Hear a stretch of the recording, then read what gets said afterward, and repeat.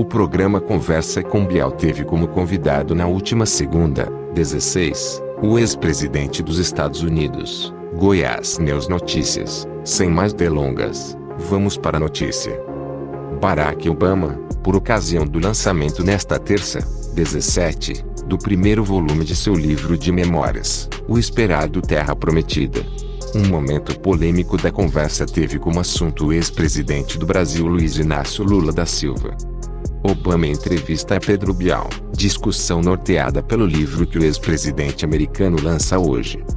Na primeira vez que Obama menciona no livro o ex-presidente Lula, ele o descreve assim: ex-líder sindical, grisalho e cativante, com uma passagem pela prisão por protestar contra o governo militar, eleito em 2002, tinha iniciado uma série de reformas pragmáticas que fizeram as taxas de crescimento do Brasil dispararem, ampliando sua classe média e assegurando moradia e educação para milhões de cidadãos mais pobres.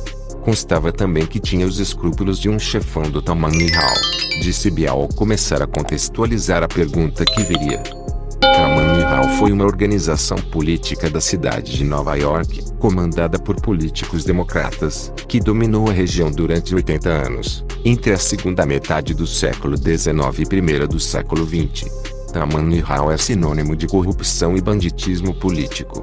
Portanto, é assim que ele completa a sua apresentação de Lula, continua Bial para terminar o prelúdio voltando ao livro de Obama, e circulavam boatos de clientelismo governamental, negócios por baixo do pano e propina na casa dos bilhões. Cena do encontro em Lula e Obama no G20, encontro entre os ex-presidentes. A pergunta que faz logo depois tem um adendo, um encontro famoso entre Lula e Obama. Os brasileiros se lembram bem quando na reunião do G20, em 2009, quando você cumprimentou o ex-presidente Lula da Silva dizendo: "Esse é o cara. Amo esse cara. É o político mais popular da Terra." No livro, você fala de Lula, reconhece as conquistas sociais que ele teve, mas também diz que supostamente ele era uma espécie de mafioso político, envolvido em corrupções bilionárias e esquemas de propina. Então existem duas entidades políticas, o herói dos trabalhadores e o líder de gangue. E só existe um só homem, o Lula. Hoje você ainda diria que ele é o cara? Obama pondera e diz, com os relatos de corrupção que surgiram e que afetaram o sistema brasileiro. Na época, eu não sabia de todos eles. Acho que o dom que o Lula tinha ao se conectar com o povo brasileiro e o progresso econômico que realmente aconteceu, quando ele tirou as pessoas da pobreza naquela época, são coisas que não podem ser negadas.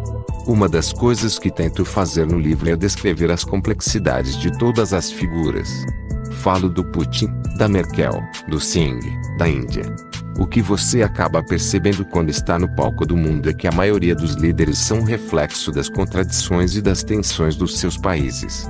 Existem alguns, como Merkel, de quem eu era muito próximo e com quem trabalhei durante muito tempo. Existem outros, como Putin, com quem tive uma relação de mais rivalidade.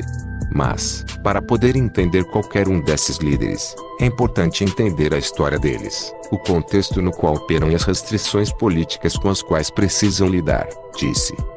Isso é parte do motivo para que eu, ao longo do livro, tente oferecer um pouco mais de contexto histórico dos países que visito e dos líderes com os quais eu lido.